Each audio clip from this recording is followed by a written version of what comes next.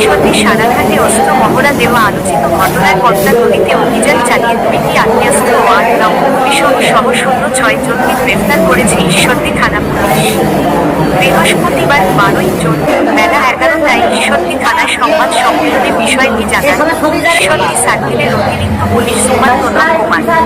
তিনি বলেন, গত বুধবার 11 জুন বিকেল 4:30টা থেকে রাত 8টা পর্যন্ত উপজেলার সারাঘাট এলাকায় অভিযান চালিয়ে তাদেরকে গ্রেফতার করা হয়। কয়েকদিন ধরে বালুমহাল দখল ও আধিপত্য বিস্তারকে কেন্দ্র করে ঈশ্বরদীর সারাঘাট এলাকায় উত্তেজনা ও গোলাগুলির ঘটনা ঘটে। এতে ওই এলাকায় চরম আতঙ্ক বিরাজ করছিল। গত 5 জুন একদল সন্ত্রাসী প্রকাশ্যে ভারী অস্ত্র নিয়ে মহড়া দেওয়া সহ গত কয়েকদিনে 6 জন গুলিবিদ্ধ হয়। এসব ঘটনায় ঈশ্বরদী থানায় মামলা হলে এবং বিভিন্ন গণমাধ্যমে অস্ত্র মহড়ার ভিডিও সামাজিক যোগাযোগ মাধ্যমে ছড়িয়ে পড়লে ওই এলাকায় পুলিশ অভিযান চালিয়ে 6 জনকে আটক করে। এ সময় তাদের কাছে থাকা একটি ওয়ান-শুটার গান ও একটি রিভলভার সহ 8 রাউন্ড গুলি উদ্ধার করা হয়। এ সময় 5টি বালিবাহী ট্রলার, বালু কাটার এক্সকেভেটর মেশিন জব্দ করা হয়।